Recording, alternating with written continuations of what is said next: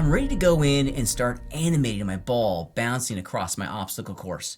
The very best animators always animate their scenes in a whole series of passes, each pass focusing our creative attention on a specific collection of channels.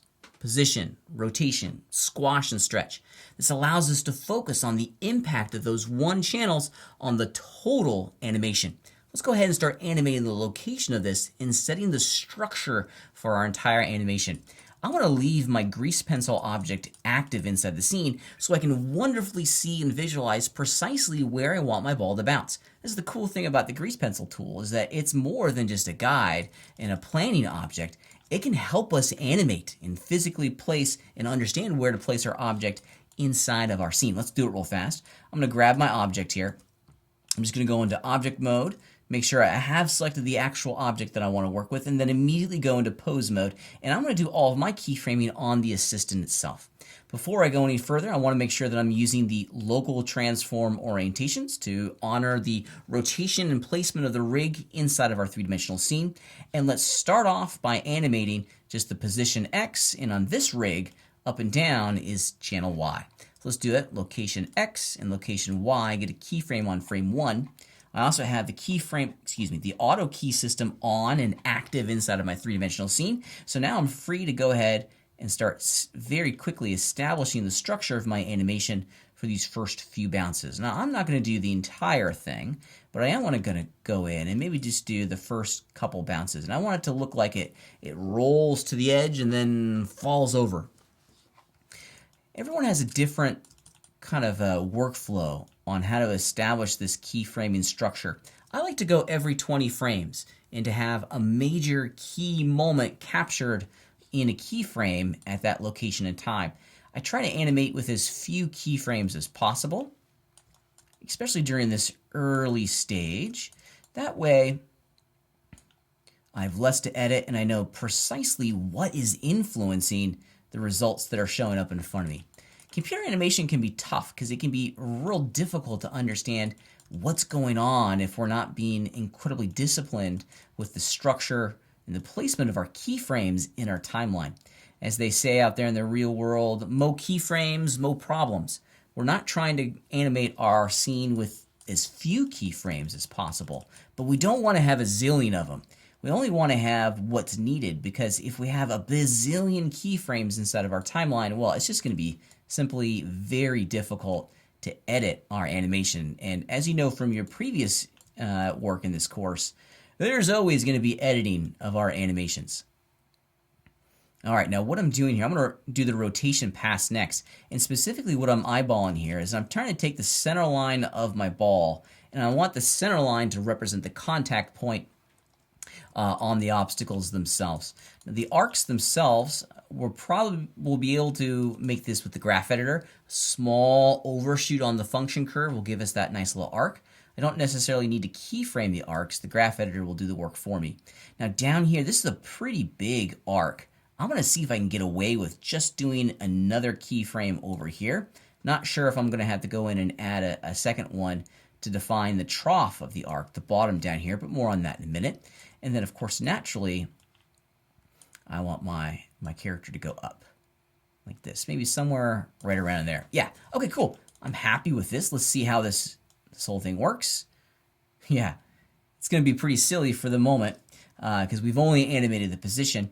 I want to preview just this first collection of frames here. So I hit the P key on my keyboard to open up the preview box. And if I left click and drag out a box, I can select just the range of frames I want to preview. And then shift spacebar will start the animation. Okay, all right. So not great, but not bad. We're starting to get there. I like what we've created here. Overall, this is achieving the goal of defining the movement pretty wonderfully. But now we need to go in and start creating the structure of our timing itself. We have a structure of the keyframes. We know where the ball is going to hit. Now we really need to look at when. Okay, so I know this first bit up here. Let's go back into my rig. Excuse me, I dropped my selection on accident. There we go. So at the first one up here, this is where it's going to roll forward. Let's see. Yeah, it's way too fast. So I'm going to grab all of those keyframes. Let's see. Yeah, I'm going to put this to frame 48. Frame 48 is way too low. Let's put it to 40. Let's see if we can start figuring out the timing. Yeah, okay, cool. So I want it to just kind of hover there for a brief second. So maybe we need to duplicate the keyframe on frame 40, Shift D, and I'm going to bring that forward, and let's bring it forward to frame 50. So it's just going to hang out there for a beat, and then woof, off it goes. Yeah, that's good. That's good. And then woof, we're off and racing. Okay, cool. Let's see what the rest of the animation looks like. Looks kind of silly for the moment because we haven't created the arcs. That'll come next in the next pass.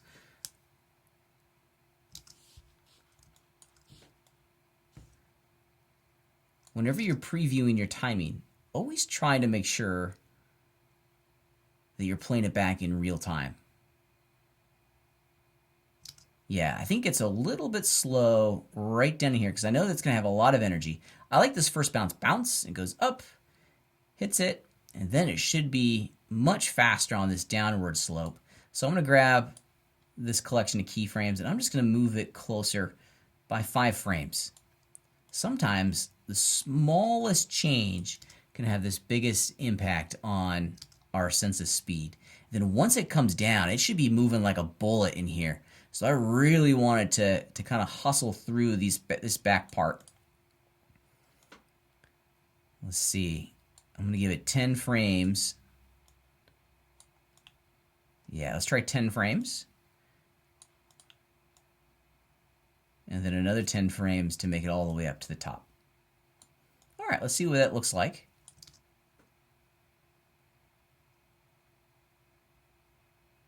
Yeah. As far as the structure of the timing goes, this is working okay. I know it still looks really wild and very odd, but the timing of the movement has been established. This is the general speed that I'm going for. Be careful with the speed. Don't make it go too fast. Notice that I'm not doing anything less than 10 or 8 frames. If you think about it, 10 frames is 1/3 of a second. So that's a good, like, kind of beat, if you will. Anything less than a beat is going to be imperceptible to our audience, and they're really not going to understand the texture and the detail of the movement that we're creating. So at times, when things move too fast, our audience just isn't going to see it. So be careful with it.